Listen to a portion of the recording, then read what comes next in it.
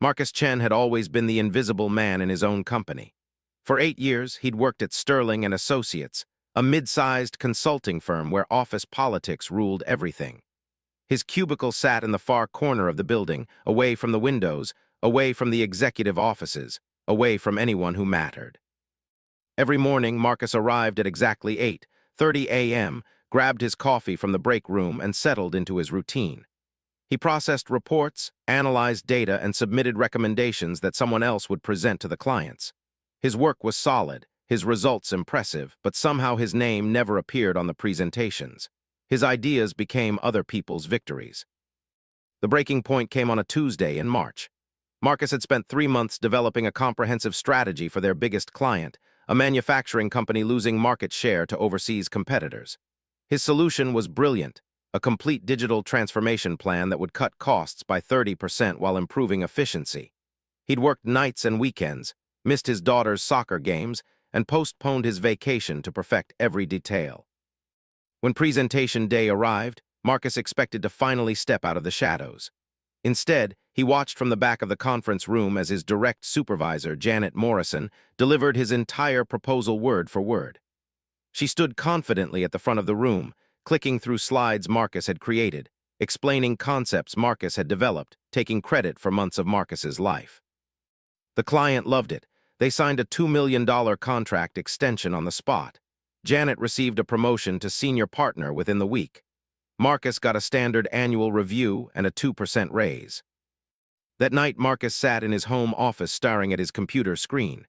His wife Sarah found him there at midnight, still wearing his work clothes, lost in thought. "Another late night?" she asked, settling into the chair beside his desk. "They did it again," Marcus said quietly. "The Morrison project, 3 months of my work and she got all the credit." Sarah had heard this story before in different variations. The Henderson account where his analysis saved the client millions, but his manager took the praise. The Rodriguez merger where his due diligence prevented a catastrophic acquisition, but the senior partner claimed the insight. 8 years of invisible excellence, 8 years of watching others climb the ladder he'd built. "Maybe it's time to consider other options," Sarah suggested gently. Marcus shook his head. "I'm 42 years old. I've got a mortgage, college funds to worry about, health insurance. I can't just start over somewhere else and hope they'll treat me differently." But as he sat there in the darkness, something shifted in Marcus's mind. He thought about a book he'd read in college about an Italian political philosopher named Niccolo Machiavelli, the man who'd written about power, strategy, and the art of reinvention. Machiavelli had understood something crucial. Sometimes you don't need to change your environment. You need to change how you operate within it. The next morning, Marcus began his transformation, though no one at Sterling and Associates would recognize it as such. He arrived at work at his usual time, took his usual route to his cubicle, and began what appeared to be his usual routine. But everything had changed. Instead of immediately diving into his assigned projects, Marcus spent the first hour of each day conducting what he privately called intelligence gathering. He mapped out the power structures within the company, identifying who made real decisions versus who simply appeared to be in charge. He studied the communication patterns between departments, noting who collaborated with whom, who shared information, and who hoarded it. Marcus discovered that the company's success depended on a complex web of relationships that had nothing to do with the organizational chart hanging in the lobby. Real power flowed through informal networks, the group that grabbed lunch together, the executives who played golf on weekends, the assistants who actually controlled their bosses' calendars. He also realized something crucial about his previous approach. For 8 years, he'd focused solely on producing excellent work, assuming that quality would speak for itself. He'd been playing chess while everyone else played poker. Excellence without strategy was just invisible labor. The first step in Marcus's reinvention involved what Machiavelli might have called strategic positioning. Instead of working in isolation, Marcus began to subtly insert himself into the information flow of the company. He started arriving 15 minutes earlier each day, not to work, but to be present when the early arrivals gathered around the coffee machine for informal discussions about ongoing projects. He discovered that these casual morning conversations often contained more valuable intelligence than formal meetings. Project priorities shifted based on golf course conversations. Budget allocations reflected weekend phone calls between partners. Client preferences emerged from spouse interactions at company social events. Marcus began contributing to these conversations, but carefully. He didn't push his ideas or try to dominate discussions. Instead, he asked thoughtful questions that guided others toward conclusions he wanted them to reach. When someone mentioned a client problem, Marcus would inquire about specific details that naturally led to solutions he'd already developed.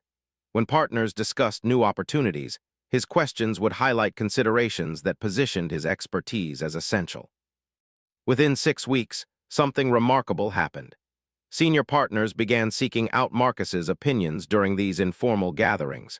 They started asking him to join project discussions, not as a subordinate executing someone else's vision, but as a strategic thinker whose insights they valued. But Marcus's most crucial realization involved the nature of visibility itself. He'd spent years trying to make his work visible, when he should have been making himself invisible in the right ways and visible in others. Machiavelli had understood that true power often operates from the shadows, influencing outcomes without appearing to seek credit. Marcus developed what he privately called the phantom strategy. Instead of competing directly with people like Janet Morrison for recognition, he made himself indispensable to them. When Janet needed data for a presentation, Marcus provided not just numbers, but context and analysis that made her look brilliant. When she faced client questions she couldn't answer, Marcus fed her responses through carefully timed text messages. From the outside, it looked like Marcus was still playing his old role, the behind-the-scenes analyst supporting more visible colleagues. But the dynamic had fundamentally shifted. Janet and others began to depend on him, not just for work product, but for the strategic thinking that made them successful. They couldn't dominate him because they needed him. He'd become their phantom advisor, invisible to the broader organization but essential to their individual success. The beauty of this approach was its sustainability. Traditional office politics required constant vigilance and energy. Marcus's phantom strategy created value for everyone while positioning him as irreplaceable. His colleagues succeeded because of his contributions, which made them protective of his role rather than threatened by it. 3 months after Janet's promotion, the company landed its biggest client ever, a Fortune 500 company looking for comprehensive business transformation. The project was worth $15 million over 2 years, the kind of engagement that could define careers and reshape the entire firm. Partners called an emergency meeting to assign the project team. Marcus wasn't invited to the meeting, but he didn't need to be. By that point, he'd positioned himself so strategically that the decision was inevitable. Janet, now a senior partner, couldn't manage a project of this scope without him. The other senior partners had come to rely on his analysis for their own client work. The junior partners knew him as the person who could make complex problems understandable and solvable. When the team assignments were announced, Marcus's name appeared not as a supporting analyst, but as strategic director, a position that hadn't existed before but was created specifically to reflect his unique value to the organization. The announcement surprised everyone except Marcus. His colleagues couldn't understand how the quiet analyst from the corner cubicle had suddenly emerged as a key leader on the company's most important project. They saw the transformation as sudden, mysterious, almost magical. But Marcus knew better. He'd spent months becoming a phantom they couldn't dominate because they couldn't function without him. He'd made himself simultaneously invisible and indispensable, operating in the spaces between formal power structures while building informal influence that mattered more than any title. That evening, as Marcus sat in his home office updating his resume to reflect his new position, Sarah found him smiling for the first time in months. "Good day at work?" she asked. "Different day at work," Marcus replied. "I finally figured out the game." Sarah looked at the computer screen where Marcus was typing his new job description. Strategic Director. It had a nice ring to it. "So what's next?" she asked. Marcus leaned back in his chair, thinking about the $15 million project, the team he'd soon be leading, and the opportunities that would follow. But more importantly, he thought about the transformation he'd undergone, not just in his career, but in his understanding of how power really worked. "Now I help other people succeed," he said, "and in doing that I become someone they can't afford to lose." It was a perfect Machiavellian strategy, gaining power by appearing to give it away, becoming indispensable by making others successful. transforming from a dominated employee into a phantom presence that shaped outcomes without seeking visible credit. The game had changed because Marcus had finally learned to play it. But more than that, he'd learned to change the rules of the game itself, creating a new kind of power that didn't depend on traditional hierarchies or office politics. He'd become something more valuable than a boss or a competitor. He'd become a necessity. As he closed his laptop and headed upstairs to join his family, Marcus reflected on the journey that had brought him to this point. 8 years of invisibility had taught him valuable lessons about observation, analysis, and patience. But it had taken Machiavelli's wisdom to show him how to transform those qualities from weaknesses into strengths. The invisible man had learned to become a phantom, present when needed, absent when convenient, and always essential to the success of others. It was a power that couldn't be taken away because it didn't depend on titles or positions. It was built on relationships, value creation, and strategic thinking. Tomorrow would bring new challenges as Marcus stepped into his role as strategic director. He'd be leading teams, managing client relationships, and making decisions that affected millions of dollars and dozens of careers. But he felt ready for those challenges because he'd learned the most important lesson of all, how to transform himself without anyone noticing until the transformation was complete. The Phantom strategy was just beginning. Marcus's first day as strategic director arrived with unexpected complications. The Fortune 500 client, Meridian Industries, had sent their entire executive team to Sterling and Associates for what they called a strategic alignment session. In corporate speak, this meant they wanted to test whether the consulting team actually understood their business well enough to justify $15 million. The meeting was scheduled for 9 a.m. in the firm's largest conference room. By 8:45, 12 executives from Meridian had arranged themselves around the mahogany table like judges preparing for a trial. Marcus recognized the setup immediately. This wasn't a collaboration session. It was an interrogation. Janet Morrison, despite her new title as senior partner, looked visibly nervous as she shuffled through presentation materials. The other Sterling partners maintained confident expressions, but Marcus noticed the subtle signs of anxiety, tapping fingers, adjusted ties, forced smiles. They all knew that this project could transform the company, but failure would be equally transformative in the opposite direction. Marcus took his seat at the far end of the table, a position that might have seemed subordinate, but actually provided the perfect vantage point to observe everyone in the room. He'd learned that real strategic thinking required understanding people as much as understanding business problems, and the first few minutes of this meeting would reveal everything he needed to know about the dynamics at play. Meridian's CEO, Patricia Wells, was a woman in her early 50s who'd built her reputation by turning around failing companies. She had the kind of presence that made rooms quieter just by entering them. Her first question cut straight to the heart of the matter. "Before we discuss your proposed strategy," she said, "I want to understand who's actually going to be doing the work. We've heard impressive presentations before, only to discover that the senior people who sold us the project disappeared once the contract was signed." Janet started to respond with standard corporate reassurances, but Marcus recognized a crucial moment. This wasn't really a question about staffing. It was a test of authenticity. Patricia Wells had built her career by identifying people who could deliver results versus people who only talked about delivering results. Marcus leaned forward slightly, just enough to draw attention without appearing aggressive. "Ms. Wells, you've been through 3 major transformations in your career," he said. "The automotive parts company in Detroit, the aerospace manufacturer in Seattle, and the logistics firm in Memphis. In each case, you succeeded because you identified the gap between what companies thought their problems were and what their problems actually were." Patricia's expression shifted from skeptical to interested. Marcus had done his homework, but more importantly, he demonstrated an understanding that went beyond surface research. "Your current situation at Meridian isn't really about operational efficiency or digital transformation," Marcus continued. "Those are symptoms. The core issue is that your company has been so focused on maintaining market share in traditional industries that you've missed the emergence of new markets that could triple your revenue within 5 years." The room went quiet. Marcus had just contradicted the entire premise of the project proposal that Janet had presented.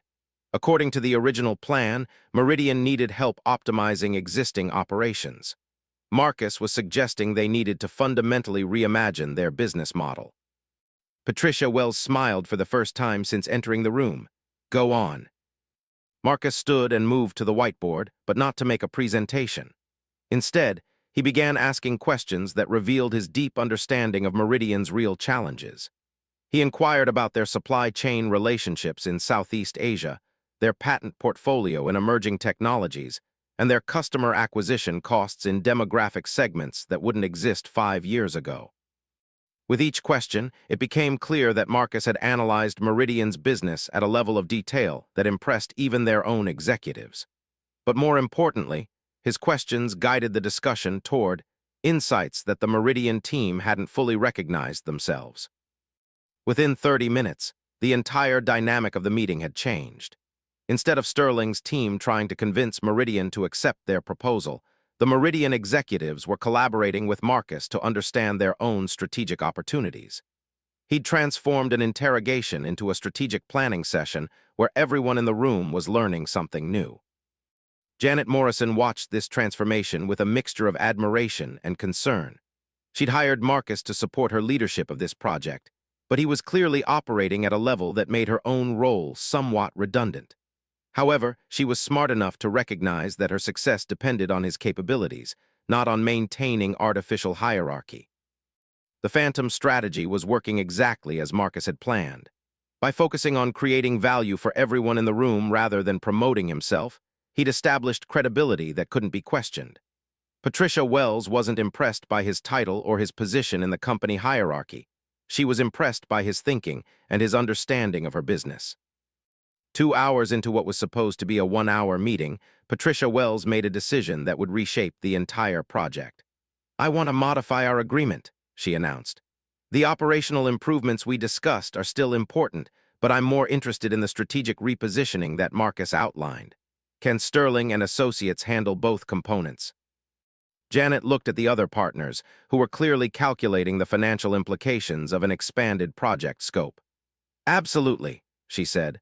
"Marcus will lead the strategic component while our operational teams handle the efficiency improvements." It was a perfect example of how the Phantom strategy created win-win outcomes. Janet maintained her official leadership role and got credit for landing an even bigger project. The other partners secured additional revenue and expanded their firm's capabilities. Patricia Wells got the strategic insights she needed to transform her company, and Marcus gained responsibility and influence that reflected his actual value to the organization. But the most important outcome wasn't visible to anyone else in the room. Marcus had demonstrated something that would define the rest of his career: the ability to create value in situations where traditional consultants simply implemented predetermined solutions. He'd shown that he could think at the same level as the CEOs and executives who hired consulting firms, which meant he could command respect and compensation that matched that capability. After the Meridian executives left, the Sterling partners gathered in Janet's office to discuss what had just happened. Marcus wasn't invited to the meeting, but he didn't need to be. He knew that they were processing the realization that their newest strategic director had capabilities they hadn't fully understood. The challenge with Phantom strategies is that they can become too successful. If you make yourself too indispensable too quickly, you risk triggering defensive responses from people who feel threatened by your emergence. Marcus needed to manage his newfound influence carefully to avoid backlash while continuing to build his strategic position. That afternoon, Marcus implemented the second phase of his Phantom strategy, strategic delegation. Instead of trying to handle all aspects of the expanded Meridian project himself, he began identifying opportunities to involve other people at Sterling in ways that would make them successful while advancing his own objectives. He approached David Chen, a junior partner who'd been struggling to establish himself with major clients. Marcus outlined a specific component of the Meridian project that would require David's expertise in supply chain optimization, but he framed it as an opportunity for David to build a direct relationship with Patricia Wells. "This could be your breakout project," Marcus told David. "I'll provide the strategic framework, but you'll be the lead on implementation. When Patricia sees the results you deliver, you'll have a Fortune 500 reference that opens doors to similar clients." David's gratitude was immediate and genuine. More importantly, Marcus had created an ally who would be invested in the project's success and protective of Marcus's role in achieving that success. Marcus applied the same approach throughout the organization. He involved the research team in developing market analysis that would inform Meridian's strategic decisions, but he made sure they understood how their work connected to client outcomes and revenue generation. He brought in specialists from other departments to contribute their expertise, but always in ways that enhanced their reputations while advancing the overall project. Within 2 weeks, Marcus had built a network of internal supporters who benefited from his success and were therefore motivated to ensure his continued influence.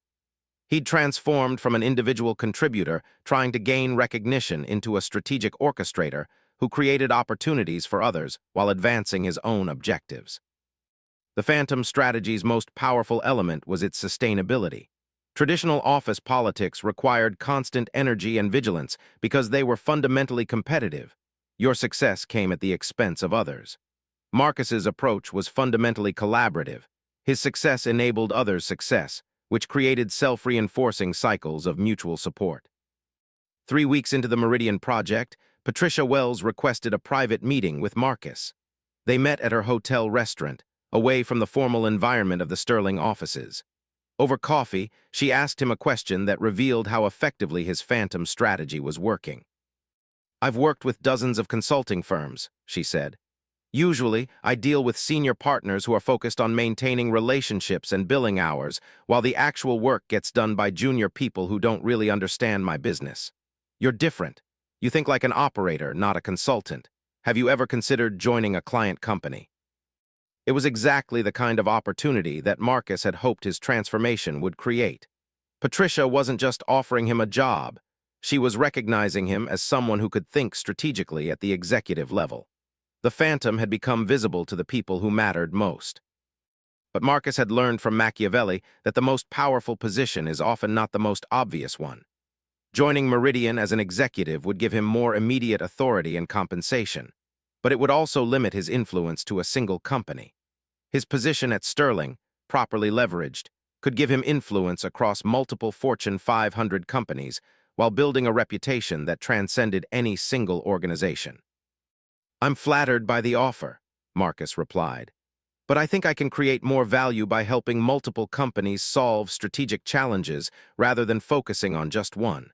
However, I'd be very interested in maintaining an ongoing advisory relationship with Meridian as you implement these changes." Patricia smiled. "You're thinking like a chess player, not a checkers player. I respect that. Let's talk about how we might structure an ongoing relationship." The conversation that followed established a framework that would define Marcus's career trajectory.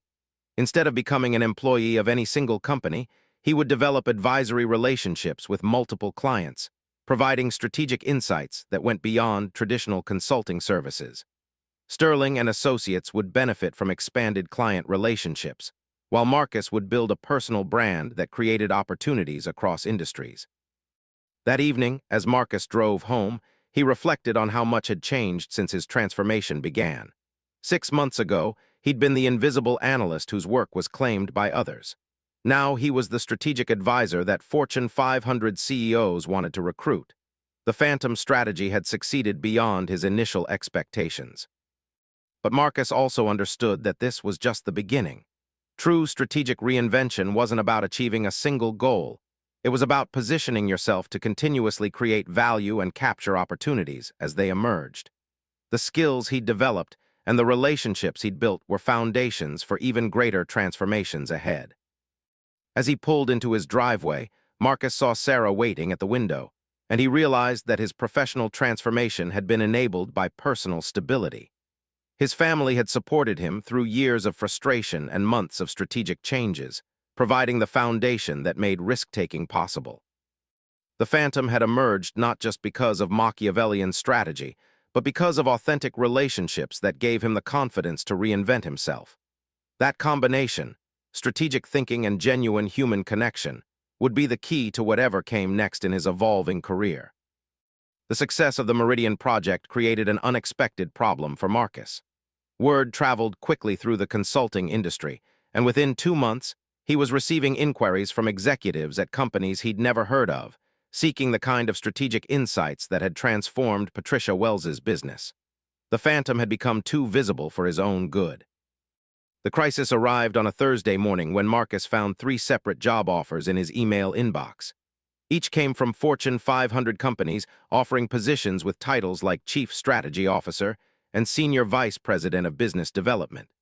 The compensation packages were substantial, double or triple his current salary, plus equity stakes that could be worth millions if the companies performed well. But what concerned Marcus wasn't the opportunities themselves. It was the timing. He'd built his position at Sterling and Associates by making himself indispensable to the organization, but if senior executives at client companies were actively recruiting him, it suggested that his value was becoming too obvious to ignore. His colleagues and competitors would inevitably begin to see him as a threat rather than an asset. The situation required careful navigation. Traditional Machiavellian thinking might suggest leveraging these offers to negotiate better terms at Sterling, but Marcus recognized that such tactics could backfire. His phantom strategy depended on being seen as collaborative rather than opportunistic. Using external offers to pressure his current employer would undermine the trust he'd spent months building. Instead, Marcus chose a different approach.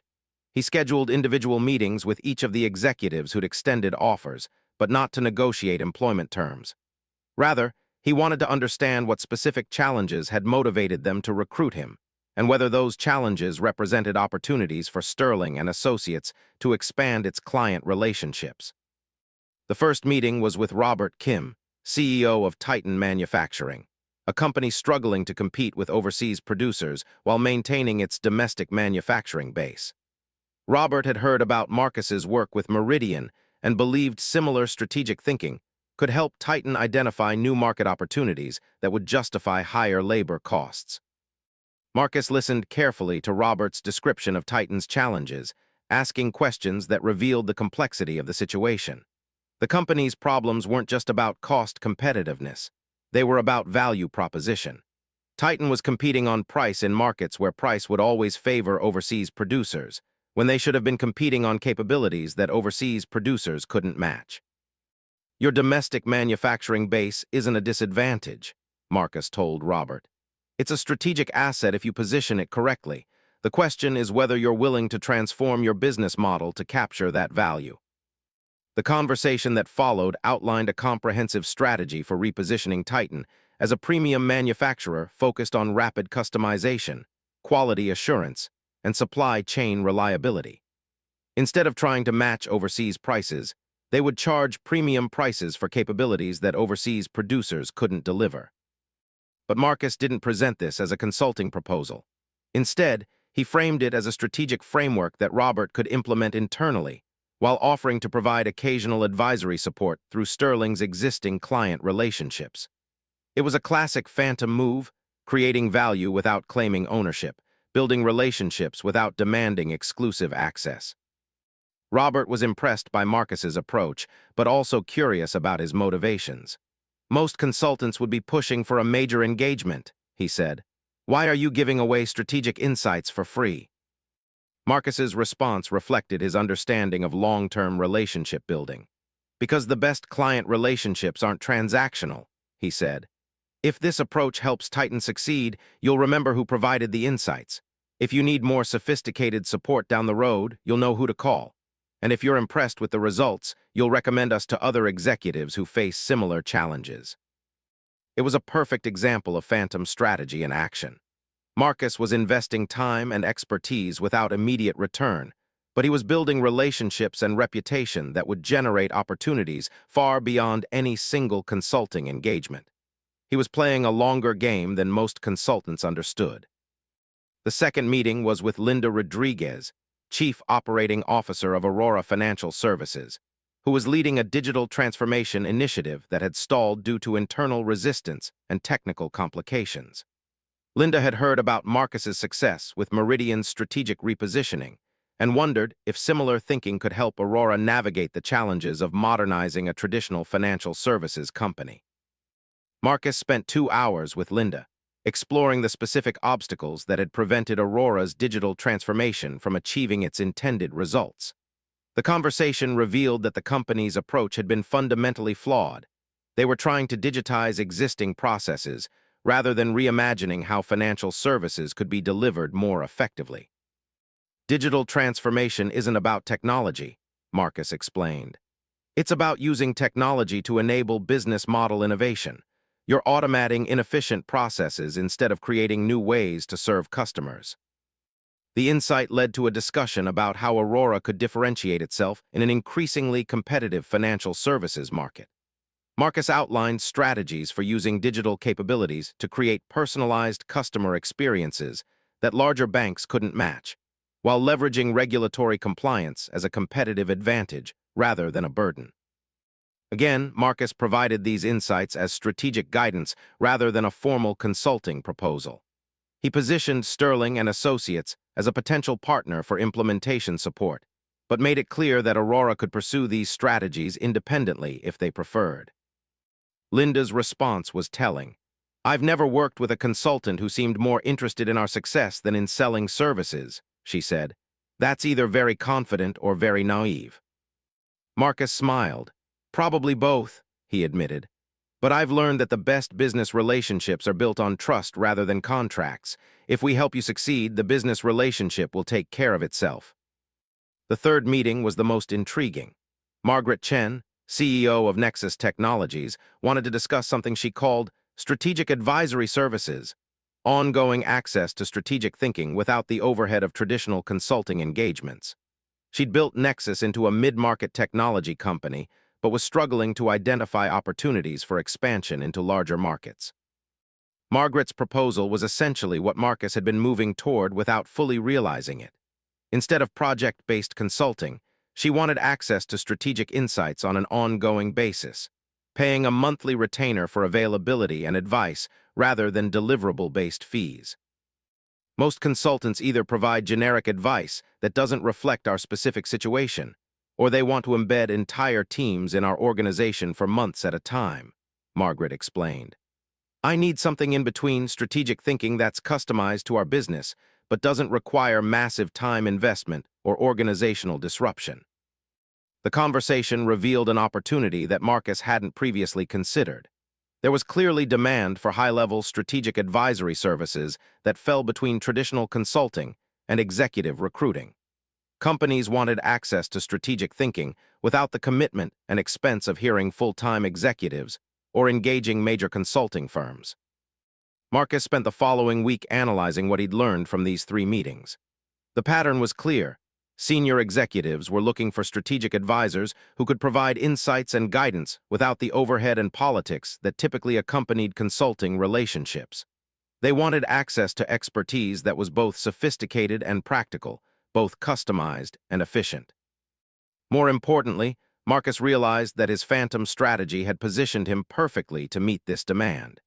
His approach of creating value without claiming ownership had built trust with executives who were tired of consultants, who seemed more interested in expanding engagements than in solving problems. His focus on enabling client success, rather than promoting Sterling's services, had established credibility that opened doors to opportunities that traditional consulting approaches couldn't access. The challenge was how to structure these relationships in ways that benefited everyone involved. Sterling and Associates needed to capture value from Marcus's growing reputation and client relationships. The client companies needed access to strategic insights without excessive cost or organizational disruption. And Marcus needed to continue building his own capabilities and market position while maintaining the collaborative approach that had made him successful. The solution emerged from a conversation with Janet Morrison, who had been watching Marcus's external recognition with a mixture of pride and concern. She understood that Marcus's success reflected well on Sterling's capabilities, but she also worried about losing him to client companies that could offer more attractive compensation packages. "I've been thinking about your situation," Janet told Marcus over lunch at their usual restaurant. "You've outgrown the traditional consulting model, but I don't think that means you need to leave Sterling. What if we created a new service offering built around your approach?" The conversation that followed outlined what would become Sterling's strategic advisory practice, a premium service offering focused on ongoing strategic guidance rather than project-based consulting. Clients would pay monthly retainers for access to strategic insights, quarterly strategy sessions, and ongoing availability for critical decisions. Marcus would lead the practice, but it would operate differently from traditional consulting services. Instead of deploying teams to client sites, the advisory practice would provide strategic guidance that enabled client teams to implement changes more effectively. Instead of claiming ownership of strategies and solutions, the practice would focus on building client capabilities and confidence. The approach reflected everything Marcus had learned about Phantom strategy. By focusing on client success rather than Sterling's visibility, the advisory practice would build stronger relationships and generate more sustainable revenue than traditional consulting. By enabling client teams to succeed rather than replacing them, the practice would create advocates rather than resistance. Within 6 weeks, Marcus had signed advisory agreements with Titan Manufacturing, Aurora Financial Services, and Nexus Technologies. Each company paid a monthly retainer that was significantly higher than typical consulting fees, but far less than the cost of hiring full-time strategic executives or engaging major consulting firms for comprehensive projects. The results exceeded everyone's expectations. Titan Manufacturing used Marcus's strategic framework to identify new market opportunities that increased revenue by 20% within 4 months. Aurora Financial Services implemented digital transformation strategies that improved customer satisfaction while reducing operational costs. Nexus Technologies expanded into enterprise markets that doubled their contract values. But the most significant outcome was the transformation of Sterling and Associates itself. The strategic advisory practice attracted attention from companies across multiple industries, generating inquiries that led to both advisory relationships and traditional consulting engagements. The firm's reputation evolved from competent service provider to strategic partner, which attracted better clients and enabled premium pricing across all service offerings. Marcus's Phantom strategy had succeeded not just in transforming his own career, but in transforming the entire organization. By making himself indispensable to clients while remaining collaborative with colleagues, he'd created value that benefited everyone involved. The invisible analyst had become the strategic advisor that companies competed to access. But Marcus understood that this transformation was still evolving. The advisory practice represented a new model for consulting services, one that challenged traditional assumptions about how expertise should be packaged and delivered. Its success would depend on continuous innovation and adaptation, always staying ahead of client needs while building capabilities that competitors couldn't easily replicate. As he reflected on the journey that had brought him to this point, Marcus recognized that Machiavellian strategy wasn't really about manipulation or domination. It was about understanding systems and relationships well enough to create value for everyone while positioning yourself to capture opportunities as they emerged. The Phantom approach worked because it aligned individual success with organizational success and client success, creating sustainable advantages that couldn't be easily copied or undermined. The transformation was complete, but the story was just beginning. Marcus had learned to become a Phantom they couldn't dominate, but now he faced the challenge of maintaining that position while continuing to evolve and grow. 6 months after launching Sterling's strategic advisory practice, Marcus faced his greatest test yet. A competitor had emerged, not another consulting firm, but a former Sterling partner who had left to start his own strategic advisory company. Thomas Bradford had been watching Marcus's success with growing resentment, and he decided to replicate the model with his own twist. Bradford's approach was more aggressive than Marcus's Phantom strategy. Instead of building long-term relationships through value creation, Bradford positioned himself as the disruptive strategist who could deliver faster results through more dramatic organizational changes. He targeted Sterling's advisory clients directly, offering lower retainer fees and promising quicker transformations. The challenge struck closest to home when Margaret Chen from Nexus Technologies called Marcus with unexpected news. "Thomas Bradford reached out to me yesterday," she said during their regular monthly call. "He claims he can achieve the same results you've been delivering, but in half the time and at 60% of the cost. I need to understand what differentiates your approach." Marcus had anticipated this moment, though he'd hoped it would come later in the advisory practice's development. Competition was inevitable once the model proved successful, but he'd built Sterling's approach specifically to withstand competitive pressure. The question was whether his phantom strategy would prove resilient enough to maintain client loyalty when faced with more aggressive alternatives. "Margaret, let me ask you a question," Marcus replied. "What's been the most valuable aspect of our advisory relationship?" Margaret considered the question carefully. "The consistency," she said finally. "Every recommendation you've made has been grounded in a deep understanding of our business and our capabilities. You've never pushed us to implement changes that sounded impressive but didn't fit our situation." Marcus recognized this as the key differentiator between phantom strategy and traditional competitive approaches.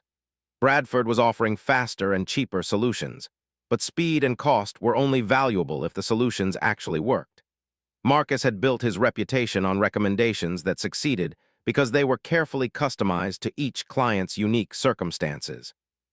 "Bradford's approach might work for some companies," Marcus told Margaret, "but it assumes that strategic challenges can be solved with generic solutions applied quickly. My experience suggests that sustainable competitive advantages come from strategies that are specifically designed for your organization's strengths and market position."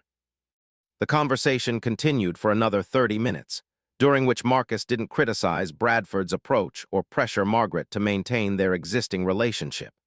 Instead, he helped her think through the criteria she should use to evaluate different strategic advisory options, including considerations she might not have recognized on her own.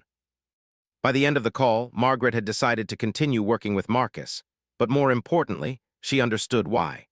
The decision wasn't based on loyalty or inertia. It was based on clear understanding of the value that Marcus's approach delivered and the risks associated with Bradford's alternative. However, Marcus knew that winning one competitive battle didn't solve the broader challenge. Bradford's emergence signaled that the strategic advisory model was attracting attention from other consultants who would inevitably try to replicate or improve upon it. Marcus needed to evolve his approach to stay ahead of competitors who were specifically targeting his methods. The solution came from an unexpected source. During a quarterly strategy session with Robert Kim at Titan Manufacturing, Robert mentioned a challenge that went beyond traditional strategic advisory services. Titan was considering an acquisition that could double their size, but Robert was concerned about integration risks that could undermine the benefits of the combination.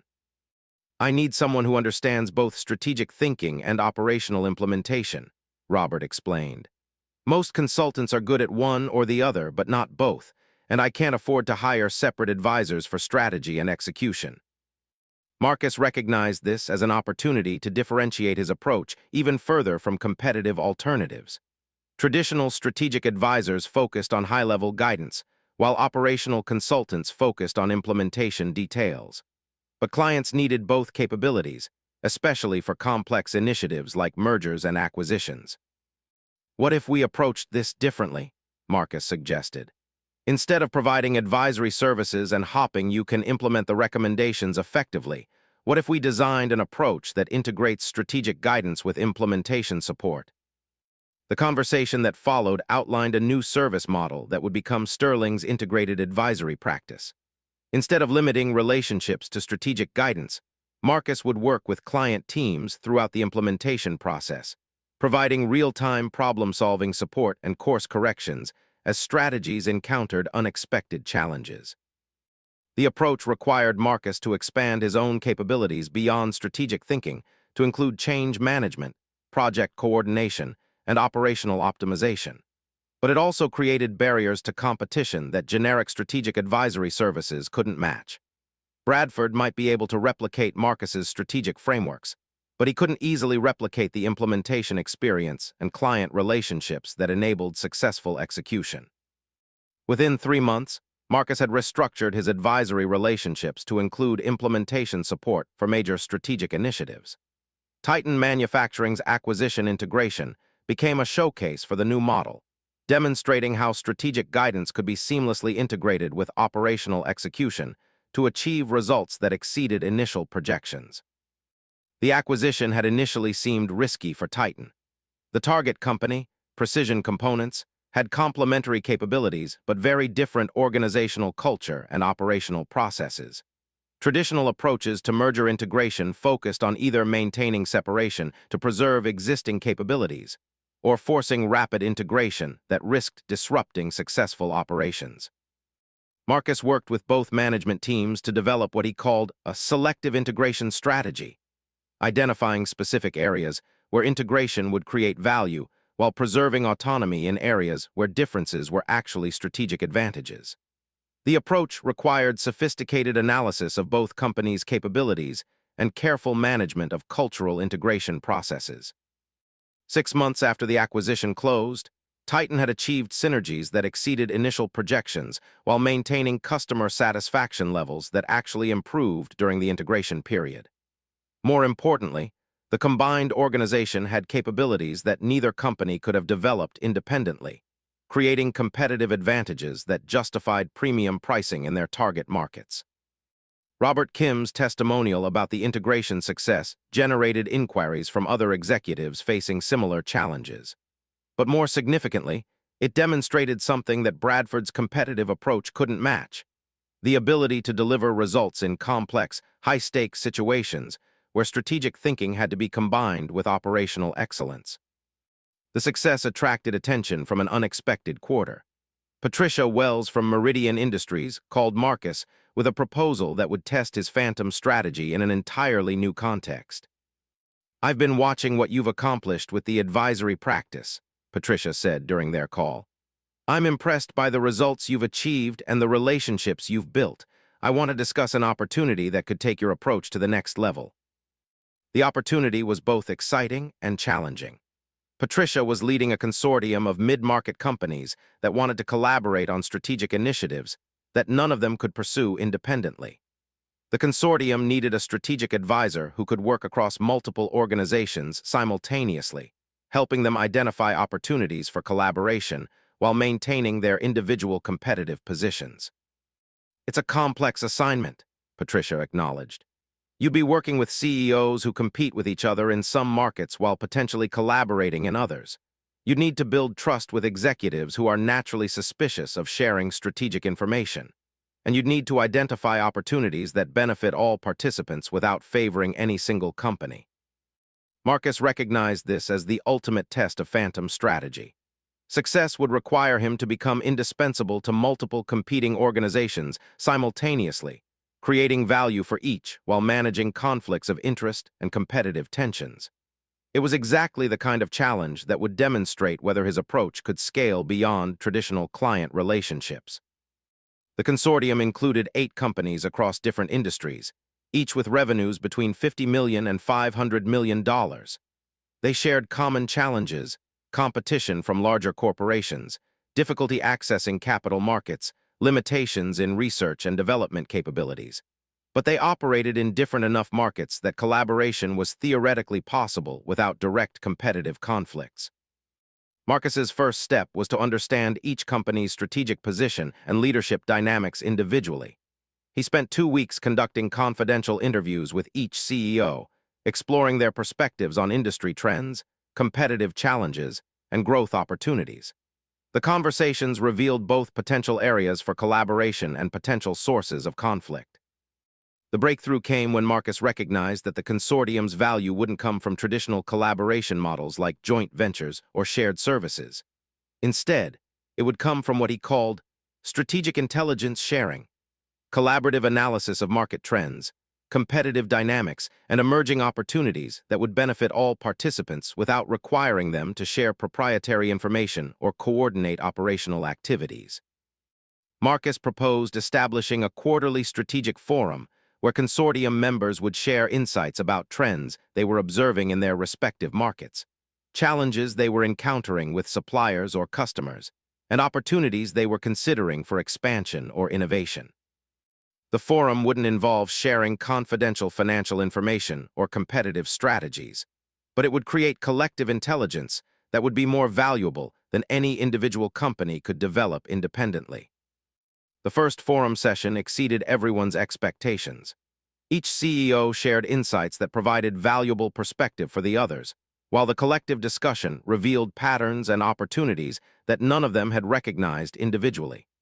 Marcus facilitated the conversations in ways that encouraged open sharing while protecting each company's competitive interests. Within 6 months, The consortium had identified three collaborative initiatives that created value for all participants. A shared research and development project that reduced innovation costs for everyone involved. A collaborative supplier negotiation strategy that improved terms for all consortium members.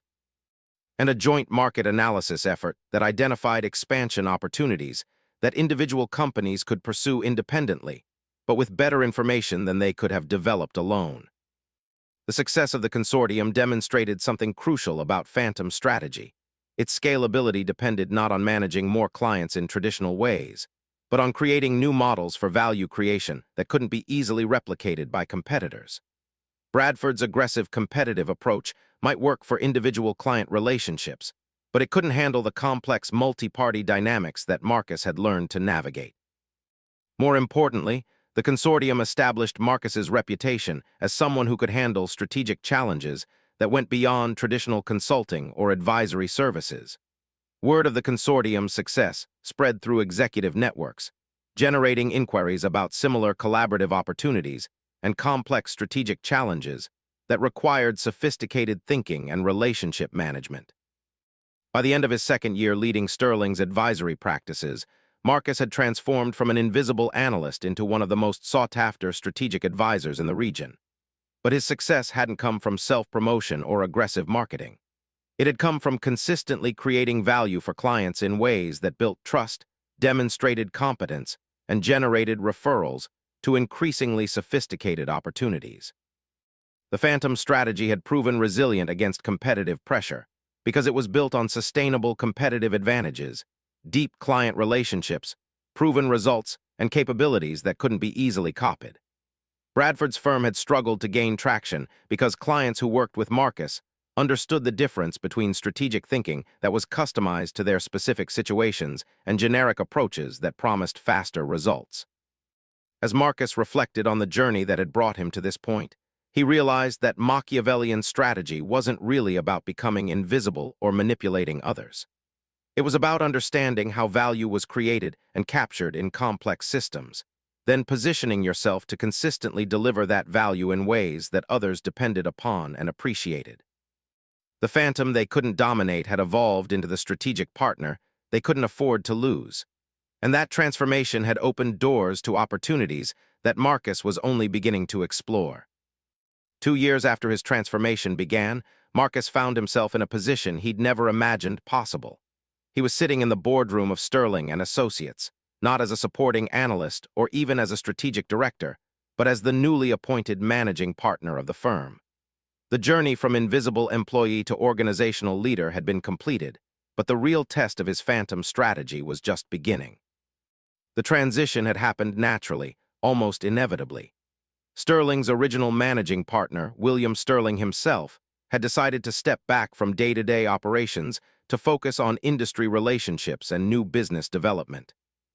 The other senior partners had unanimously agreed that Marcus should assume leadership responsibilities, recognizing that the firm's growth and reputation over the past 2 years had been primarily driven by his innovative approaches to client service and strategic thinking.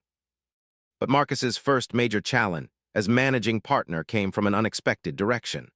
Sterling and Associates had received an acquisition offer from Global Consulting Partners, one of the largest consulting firms in the world. The offer was substantial, enough to make every partner wealthy and provide financial security that none of them had ever imagined. The decision about whether to accept or decline the offer would define the future of the organization and everyone who worked there. The offer represented everything that traditional business thinking suggested Marcus should want. Financial reward for his successful transformation of the company, recognition from the industry's most prestigious firm, opportunities to work with Fortune 100 clients on projects that could reshape entire industries, personal advancement that would position him among the elite consultants who influenced corporate strategy at the highest levels. But Marcus recognized that accepting the acquisition offer would undermine everything his Phantom strategy had accomplished.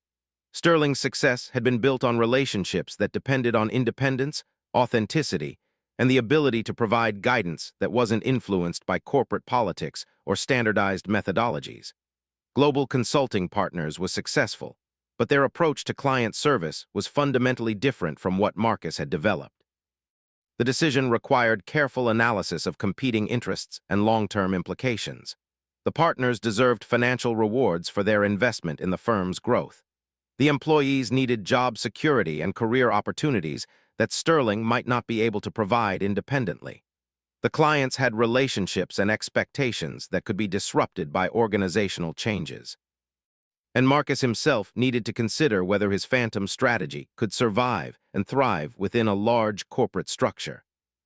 Marcus spent 3 weeks conducting what he privately called stakeholder intelligence gathering, confidential conversations with everyone who would be affected by the decision.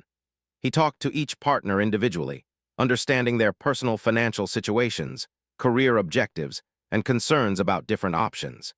He met with key employees to explore their perspectives on job security, advancement opportunities, and workplace culture.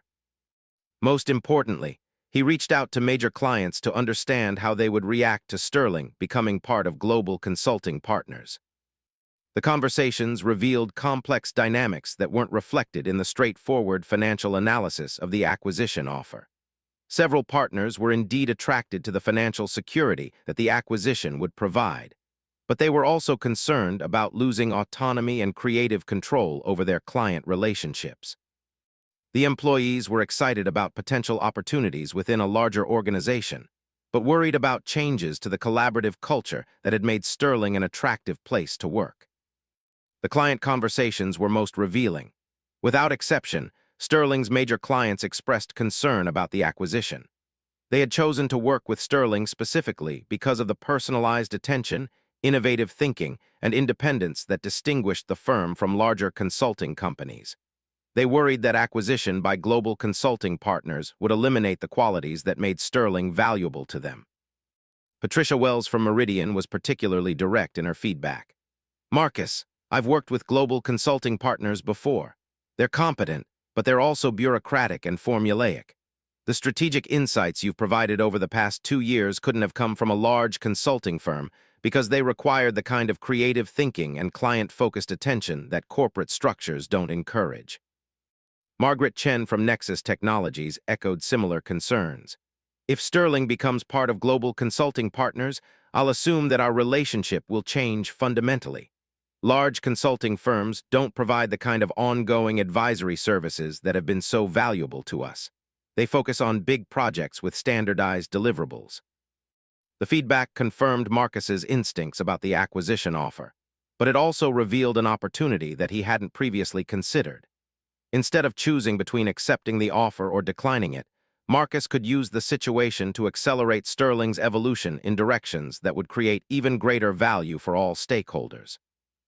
Marcus's counterproposal emerged from his deep understanding of phantom strategy principles. Instead of selling Sterling to global consulting partners, he proposed creating a strategic alliance that would give Sterling access to global's resources and capabilities while maintaining operational independence and cultural autonomy. The alliance would enable Sterling to compete for larger projects and serve bigger clients, while preserving the personalized approach and innovative thinking that had driven their success. The proposal required sophisticated structuring to align interests and manage potential conflicts. Global consulting partners would gain access to Sterling's client relationships and innovative service models, while Sterling would gain access to global's research capabilities, industry expertise, and international reach.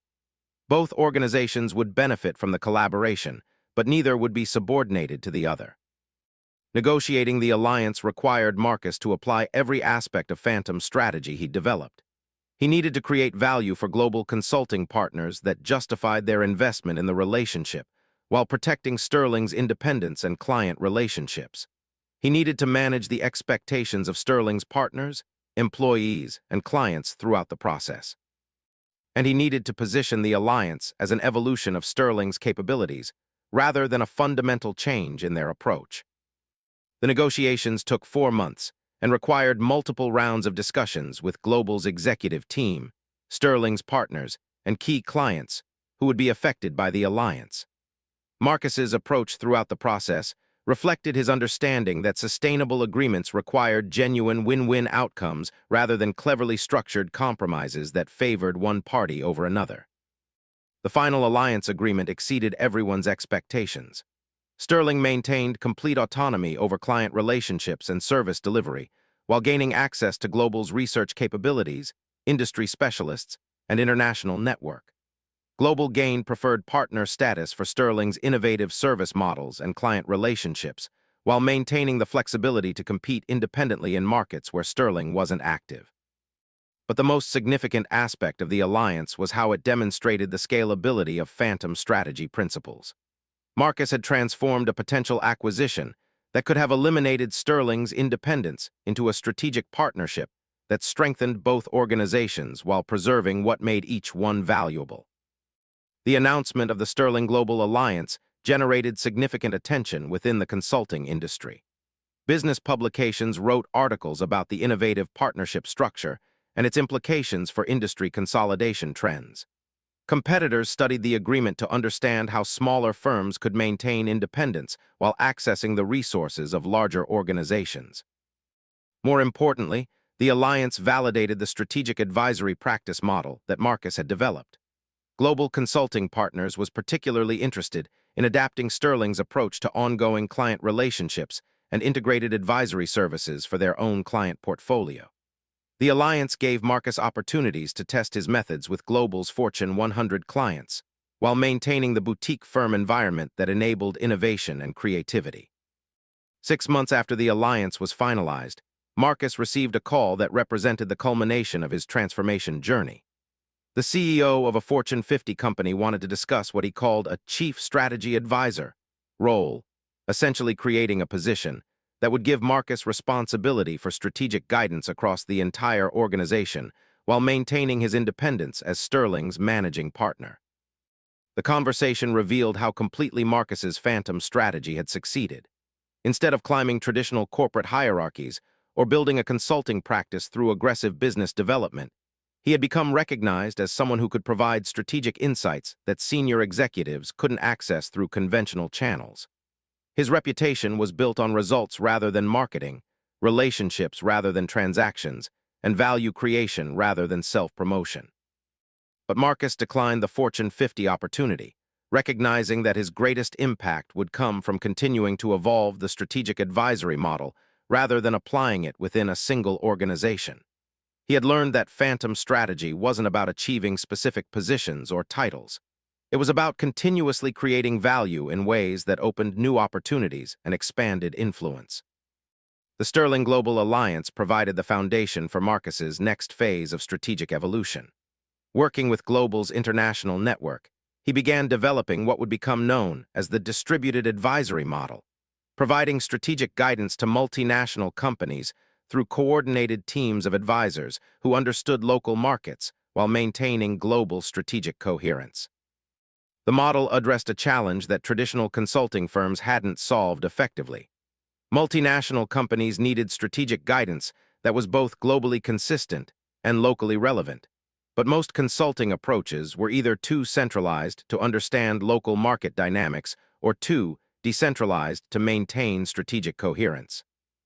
Marcus's distributed model created frameworks for strategic thinking that could be adapted to different markets while maintaining consistent quality and approach.